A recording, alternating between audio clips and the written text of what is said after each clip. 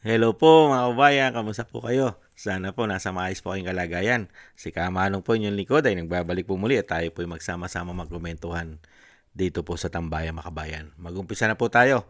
Komentuhan po natin, ito po kumakalat sa social media. Ito pong bagong pet.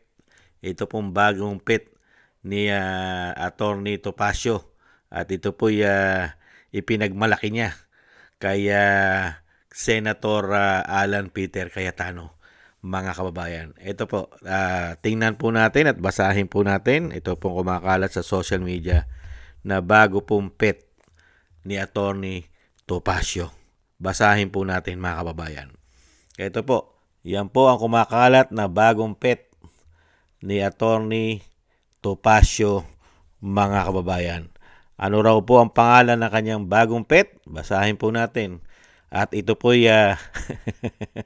ipinagmamalaki niya kay Senator Cayetano. Ayon po sa kanya, Dear Senator Alan Peter Cayetano, is this what you mean? Everyone say hello. Hello to my new pet, Pinky. Mga kababayan, ayon po kay Atty. Topacio, mga kababayan, kay Ferdy Topacio. Dear Senator Alan Peter Cayetano, is this what you mean? Everyone say hello to my new pet, Pinky. Poor dad and cutie Pinky. Ibang klase to si Atty. Topacio. May bagong pet. At talagang naka-Amerikana pa yung kanyang bagong pet na si Pinky. Mga kababayan. At medyo may edad na yung bagong pet yata ni Atty. Topacio. Nakasalamin pa, mga kababayan. Nakasalamin si Pinky. Napakagandang pangalan. Ang bagong pet ni Atty. Topacio na si Pinky. Uh, ingat-ingat ka. Ingat-ingat po kayo, Atty. Topacio. Ngayon po ay nabawi na po nila ang kapangyarihan sa Senado. At baka isang araw ay kayo po ay ipatawag sa Senado at imbestigahan ng Senate Blue Ribbon Committee ang inyong bagong pet na si Pinky.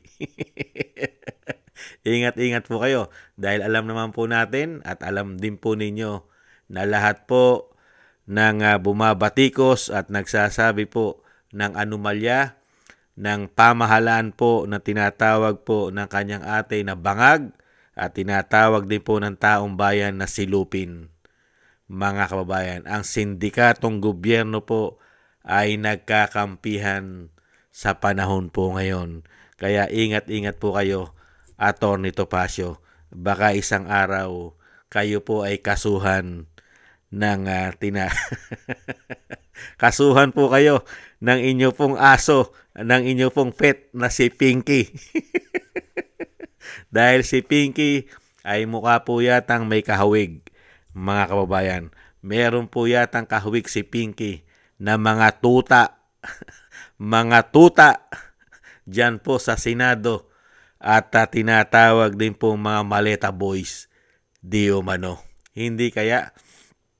At alam naman po natin si Atty. Topacio talaga pong yan po ay napakatapang, lalong-lalo po pagdating po sa batas. Hindi po ba? Hindi po matatawaran ng tapang ni Atty. Topacio pagdating po sa batas. At alam naman po natin na si Atty. Topacio ay meron na rin pong mga kaso ito na mga cyber libel. Hindi po ba? Nakasuhan na po ito Kinasuhan na rin po ito. Kaya lang po, pinagtatawanan lang po ni Atty. Topacio yan. Yung mga kaso po sa kanya na mga libel. Hindi po ba? At dito po, ano naman kaya maisasagot, mga kababayan? Ano naman kaya maisasagot ni Senator Alan Peter Cayetano dito po sa bagong pet ni Atty. Topacio na si Pinky? hindi hindi kaya niya dadagdagan yan? Mga kababayan, hindi kaya niya dadagdagan yan nung tinatawag na tuta. Kasi meron na po siyang pet na Pinky eh. Abay, pwede naman yung dagdagan yung best friend ni Pinky, si Tuta. Hindi po ba? Hindi pa kinumpleto ni Atty. Topacio yung kanyang mga pet. Isa pa lang po ang sinasabi niyang bagong pet. Hindi pa niya sinama para po may kalaro, may barkada, si Pinky. Sinama niya na sana yung isang tuta. Hindi po ba yung tuta? At ang tanong po natin mga kababayan, mahilig po pala mahilig po pala sa aso itong si Atty. Topacio. Bakit bakit kaya hindi niya rin na inalagaan o inampon yung pambansang asong ulol ng Pilipinas? Bakit kaya hindi inalagaan ni Atty. Topacio yun din pong pambansang asong ulol para po tumino-tino? Pero sa panahon po ngayon, napakahirap na rin naman kasi patinuin ng taong yun. Kasi po naulol na eh. Mahirap pong patinuin ng ulol. Hindi po ba? Good luck na lang po Atty. Topacio sa iyo pong bagong pet. At sana hindi ka po kagatin at hindi ka po sakmalin ni Pinky. At sana rin po Atty. Topacio, yung inyo pong bagong pet ay pabakunahan nyo po. Baka po may rabies si Pinky. Baka pagka kayo ay kagatin, ay kayo naman ang maulol. Atty. Topacio, nagpapaalala lang po. Pabaksinan nyo po. Pabakunahan nyo po si Pinky. Baka po si Pinky ay meron pong rabies. Mahirap na po ngayon. Hindi po ba? Dahil nga po, nagkalat po ang mga salot sa ating bansa ngayon. Kaya kailangan po ng baksin ni Pinky, mga kababayan. Maraming salamat po, Atty. Topacio. Ingat-ingat po kayo. Napakarami na po nakakasuhan ngayon. Nito nakaraan, ang isang bilyonaryo na si Chubby Chingson ay nakapagpiyansa naman, nakalaya naman at nakasuhan na. Hindi po ba? Napakarami pong nakasuhan. Noong nakaraan, broadcaster hindi ba isang broadcaster nakasuhan din. Sino ba yung broadcaster na nakasuhan? Nakalaya rin naman. Napakaraming kinakasuhan nila. Hindi po ba? Grabe oh. Grabing gobyerno ito. Pati ang kalayaan mo na freedom of expression at freedom of speech. Kakasuhan ka pa. Samantalang sa panahon ni dating Pangulong Duterte, mga kababayan, wag mo lang pagbabantaan ang kanyang buhay, wala kang kaso. Hindi po ba? Maraming salamat po sa nakagusto po sa ating Tambayang Makabayan sa YouTube at TikTok. At ganoon din po sa ating mga subscribers. At sa mga nagko-comment, like, share, subscribe at patuloy po nagsusubscribe. Shoutout po sa inyo lahat. At thank you rin po sa mga nagbibigay po ng tulong at biyaya.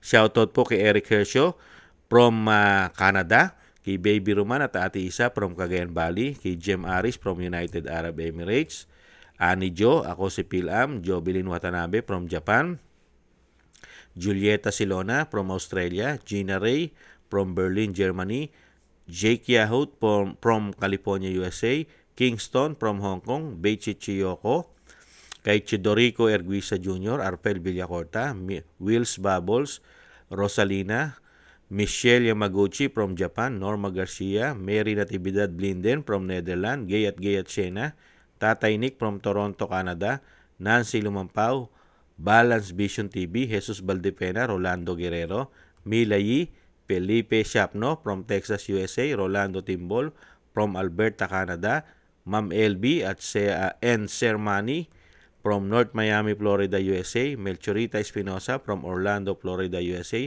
Arthur Estraniero from USA, Randy Crispino from Pasig, Mika Ligaspi, Tessie Mantilla from Kuwait, Frank Zamora from California, USA, at Romulo Divinagracia from Bacolod City. Maraming salamat po sa inyo mga kabayan. Excuse me po. At ingat-ingat po kayo sa inyo po mga paggawa at God bless po sa inyo lahat. Shoutout po sa inyo lahat. Ingat-ingat po tayo mga kabayan at kailangan po natin magtiis. Tiis-tiis lang po tayo. Muli po, paalam. Bye-bye.